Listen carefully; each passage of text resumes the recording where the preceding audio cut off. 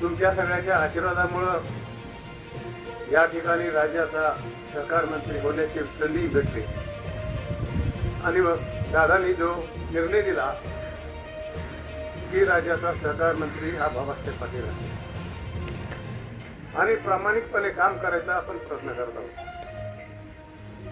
निवडणुकीच्या कालखंडामध्ये आमच्या नेत्यांनी काही घोषणा केल्या होत्या आणि तो धागा धरून या ठिकाणी आपल्या सरकारने राज्यातल्या 56 लाख लोकांना या कर्जमाफीमध्ये समाविष्ट केला आणि अपात्र कुणाला ठरवायचं की ज्यांच्याकडं दुसरा व्यवसाय आहे, इन्कम टॅक्स लोक भरतात किंवा मंत्री आहेत, पुढारी आहेत, आमदार आहेत, अशा लोकांना या यादीमधून वगळावे.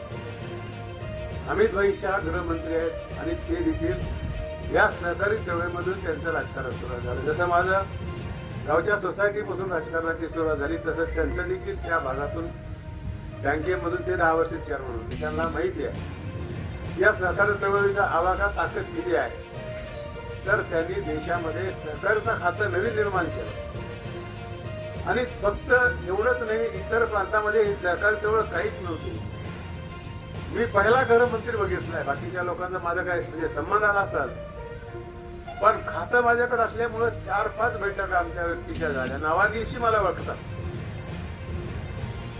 तर राज्यातल्या अनेक राज्याला अशा प्रकारची त्यांनी गती द्यायचं काम केलं. सोसायटीला बघितलं आपण, आज सोसायटी आपण बघतो आपल्याला सोसायटी माणसाला पॅकच्या माध्यमातून 100% कम्प्युटराईज केलं.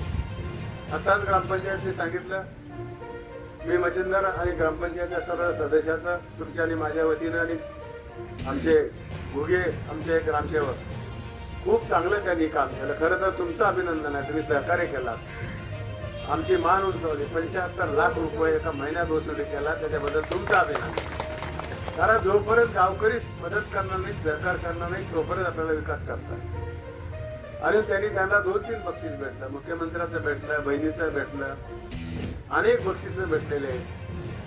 चांगला माणूस दिल्यानंतर काय याचं उत्तम उदाहरण आपली ग्रामपंचायत. पाण्याचं नियोजन देखील यापर्यंत चांगलं केलं. कर्मचाऱ्याच्या पगारी आहेत, आपल्याला झाड लोटचा प्रश्न आहे, असं काय ग्रामपंचायतचे 3-4 प्रश्न आहेत. माहिती बघत होतो मी सगळी की त्यांनी जिल्हा परिषदेच्या ज्या शाळा आहेत, आपल्या गोरगरिबाचे लेकर आहेत, त्यांच्याकडे आपलं व्यक्तिशः लक्ष असलं पाहिजे आणि ते ग्रामपंचायतने ठेवले आणि माझंही व्यक्तिशः लक्ष दिले. कारण आम्हाला प्रगती करायचं असेल तर 2च गोष्टीवर लक्ष द्यावं लागेल. एक तर शिक्षण आणि दुसरं म्हणजे सहकार.